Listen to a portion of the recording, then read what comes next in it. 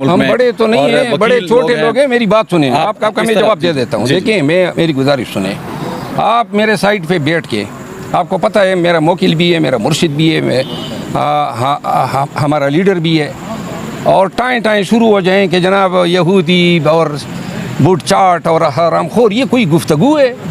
इससे क्या बताना चाहता है ना, मुझे इश्तियाल दिला रहा था। गुफ्तगू और दलील जो हैं तब होते हैं जब गालम गलोच ना हो। ठीक है, जब गालम गलोच शुरू हो जाए। अब ये कोई मुफ्ती आज़म था कि ये खान साहब पे फतवा दायर कर रहा था, ये इसको तकफीरी कहते हैं। शरीयत में कुरान करीम और हजूर करीम सल्लल्लाहु अलैहि वसल्लम के अलावा ठीक, किसी शख्स को ये हक हासिल नहीं है कि किसी दूसरे मुसलमान को काफिर कहें। और अगर आप काफिर कहते हैं तो ताज़ीरात पाकिस्तान में ये मजहबी मुनाफरत पे लाने के मुतरादिफ हैं।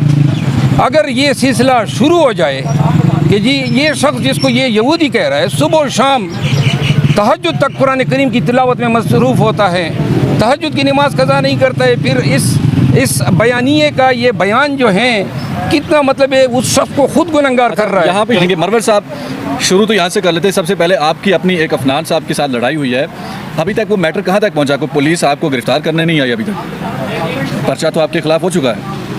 तो मैंने आपको सुबह इंटरव्यू दिया ना कि मैंने ज़मानत करा ली है, इसके बाद तो पुलिस गिरफ्तार नहीं कर सकती है। अभी तक पुलिस ने कोई रब्ता नहीं किया आपसे? नहीं, मेरा पहले अभी ज़मानत तो आज हुई है ना, FIR से लेके आज तक की डेट में कुछ कभी को फ़ोन आया, कोई बातचीत की हो कि आप मतलूब हैं? इस तरह नहीं होता है। मतलूब अभी तो पर्चा हुआ नहीं कि मैं मतलूब हो गया।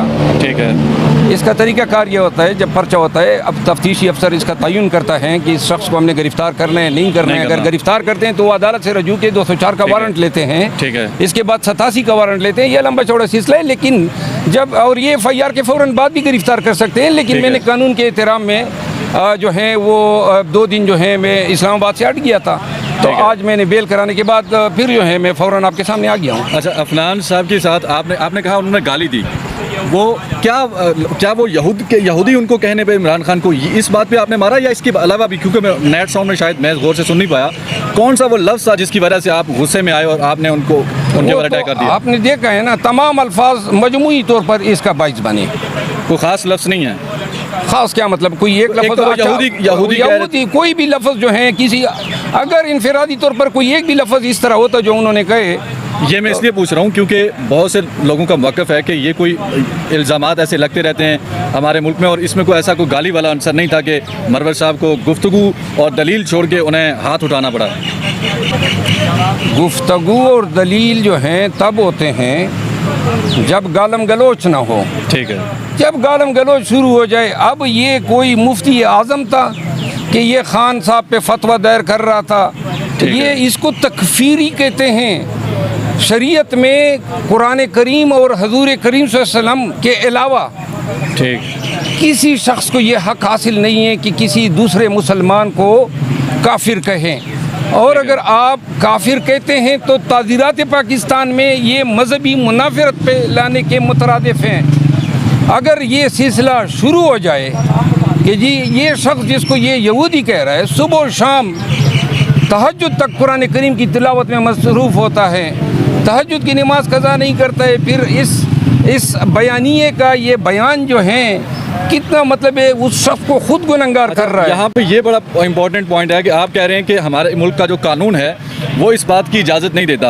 आप एक वकील भी हैं, कानून को जानते हैं, जब वो इस तरह की बात करते हैं तो बेहतर ये नहीं था कि आप उनके खिलाफ अदालतों में उनको ले जाते, कानून के मुताबिक उनको सज़ा दिलवाते, ना कि आप उठ के उनके ऊपर हमला करते? देखें, और इसे देखें ना, एक पैगाम, चूँकि TV था, वो जावेद चौधरी बड़े एंकर हैं, उनका प्रोग्राम देखा जाता है, तो ये मुल्क में क्या पैगाम जाएगा कि हमारे आप जैसे बड़े लोग जो ओपिनियन बनाते हैं मुल्क में, बड़े तो नहीं हैं, बड़े छोटे लोग हैं। मेरी बात सुने, आपका मैं जवाब दे देता हूँ। देखिए, मेरी गुजारिश सुने, आप मेरे साइड पे बैठ के, आपको पता है मेरा मोकिल भी है, मेरा मुर्शिद भी है, हमारा लीडर भी है, और टाएं शुरू हो जाएं कि जनाब यहूदी और बूट चाट और हरामखोर, ये कोई गुफ्तगू है?